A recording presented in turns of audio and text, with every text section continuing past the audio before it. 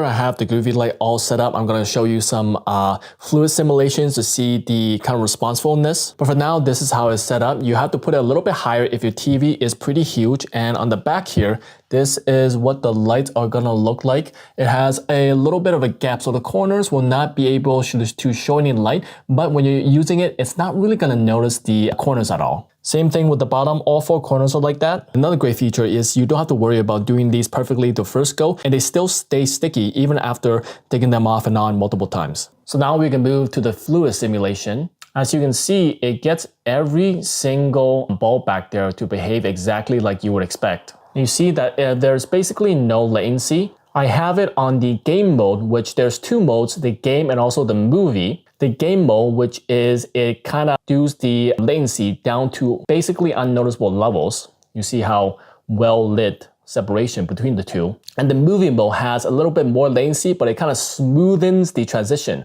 Right now, the transitions are very fast and stark. And a lot of people do not prefer this, but I do. I want the fastest latency that it can bring, which is basically unnoticeable. You can see brightening, but also changing colors. You can see also how bright it gets. My whole field right here, it is lit up. Because you can see the rest of my room being lit up. You can see the back wall.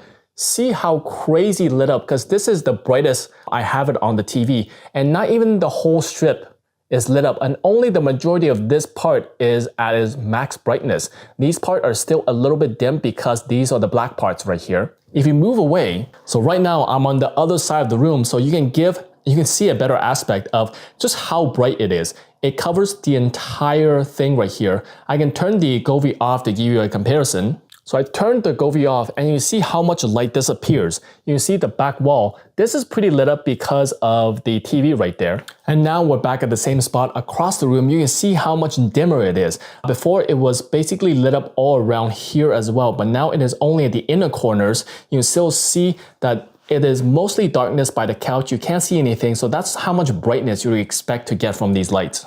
So now we can give a little bit more demonstration on the latency and how fast, basically swirling, changing colors really fast, and how really deep the colors get. Separation between the two colors there, the four colors. You can still see some, because the lights are in the back, although you can't see behind the TV, you can get a sense that there's still stuff happening when the floor all around is being lit up. You also the brightness isn't as close to the screen as I would like, but it's pretty damn close. And it makes sense as it trails off, the color and brightness should a little bit kind of disperse. So that gives it more of a natural feeling also. So next we move on to the white color right here. See, this is just a screen of white. You can see all the colors from the top, side, and bottom, they're all showing the uniform colors. So you can expect uniformity with these banding, but it obviously doesn't get as bright as my TV because these lights aren't capable of 1,000 nits, but it gets pretty damn close. Next, we can move on to how dark the light gets, because this is just a black screen. And you can see,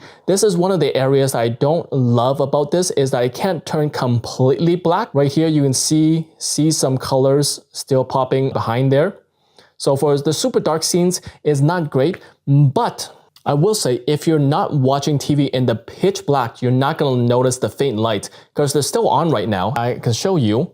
I'll move back. You can see the lights come on.